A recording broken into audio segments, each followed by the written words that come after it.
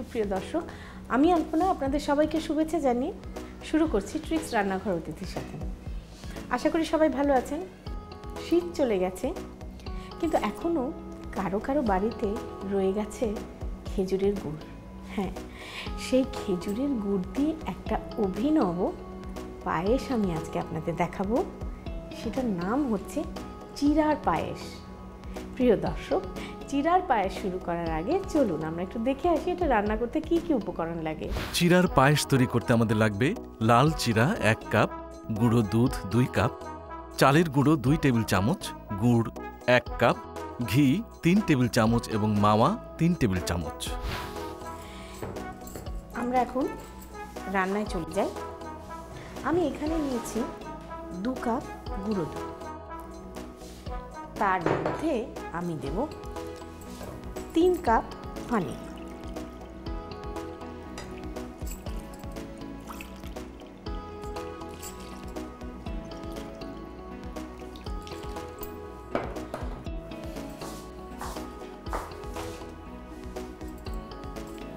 এবার এটাকে একটু হুইস্ক দিয়ে জাস্ট দুধটাকে মিশিয়ে নেব। আমি চাইলে খাঁটি দুধ নিতে পারতাম, আপনি চাইলে নিতেই পারেন, কিন্তু সেক্ষেত্রে হয় কি, যখন আমি আপনাদের শেখাতে যাই তখন একটা নির্দিষ্ট পরিমাপকে অ্যাকিউরেটলি দেখানোর জন্য গুঁড়া দুধ দিয়ে মাপ দেওয়াই ভালো, তাহলে সবাই একভাবেই মেপে নিতে পারবে। এছাড়া আপনি নিজের পছন্দ মতন দুধ ঘন করে নিতেই পারেন, তাতে কোনো অসুবিধা নেই।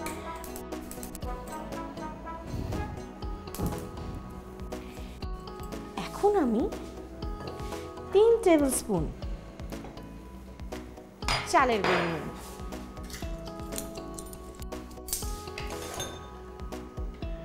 3 টেবিল স্পুন চালের গুঁড়ো। এটাকে সামান্য একটু পানি দিয়ে গুলে নিয়ে ময়দার সাথে মিশিয়ে দেওয়া হবে। এই পায়েসটা না একটু শর্টকাট পায়েস। আপনার সেই চালের গুঁড়ো করে, চাল ভিজিয়ে রেখে গুঁড়ো করে সেই চালের গুঁড়ো দিয়ে টানিয়ে টানিয়ে পায়েস না, এটা একেবারেই শর্টকাট একটা পায়েস।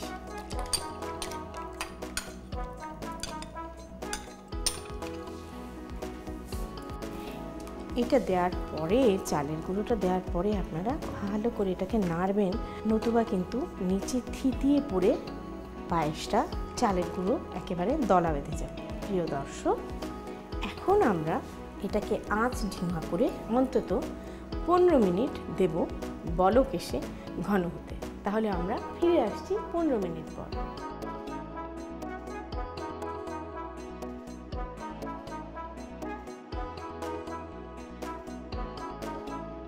দেখুন, দুধ একেবারে বলক এসে ঘন হয়ে গেছে। এর জন্য আমি নিয়েছি লাল চিড়া। লাল চিড়া আপনারা অপেক্ষাকৃত শক্ত হয় বলে এটাকে পানিতে ভিজিয়ে রাখবেন আধা ঘন্টা, ধুয়ে নিয়ে ভালো করে, কারণ চিড়ার মধ্যে কিন্তু প্রচুর ময়লা থাকে।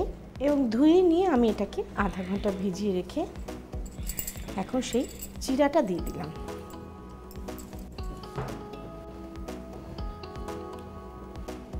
চিড়াটা আধা একটু ভাতের মতোই থাকে। এখন এটা বলক আসতে থাকুক, আমরা এই ফাঁকে এতে দেব মাওয়া। মাওয়াটাকে আপনি একটু পানি দিয়ে গুলে নেবেন, নতুবা মাওয়াটা চাকা চাকা হয়ে থাকে।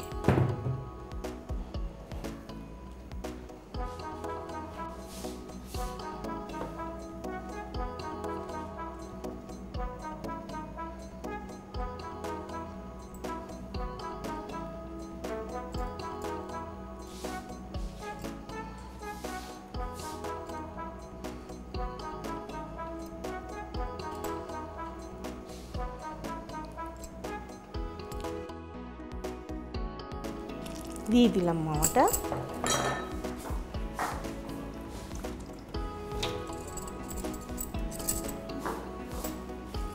ভালো করে মাওয়াটাকে নেড়ে দেবেন এবং খেয়াল রাখবেন যে চিড়েটা কখন ফুলে ওঠে। আমাদের পায়েস বেশ থকথকে হয়ে এসেছে।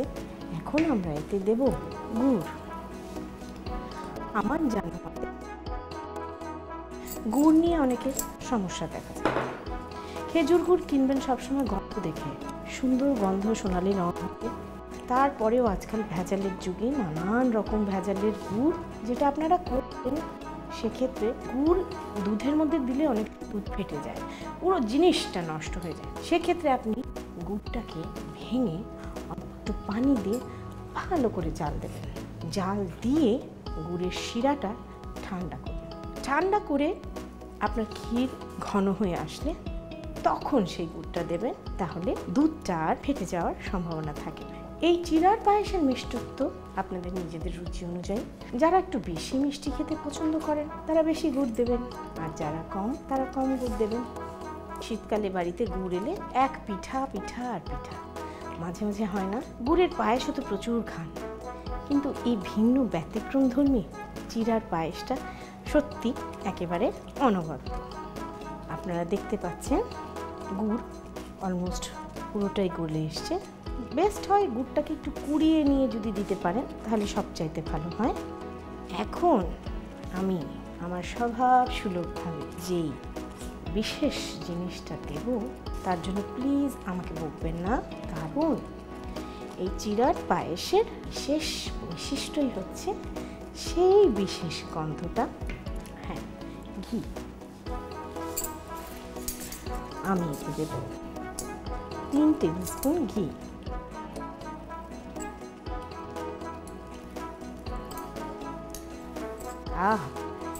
এবার আমরা ভালো করে মিশিয়ে নেব, একেবারে শাহী ক্ষীরের মতো। অথচ কড়া গুড়ের ফ্লেভার, মানে কিছু আমার আর বলার নেই। একেবারে ঘিয়ের সাথে মিশে না গুড়ের কড়া গন্ধটা নিয়ে আসবে। তাহলে প্রিয় দর্শক, তৈরি হয়ে গেল আমাদের গুড়ের পায়েস। এখন আমরা এটাকে পরিবেশন করব। এবারে পরিবেশনের পালা।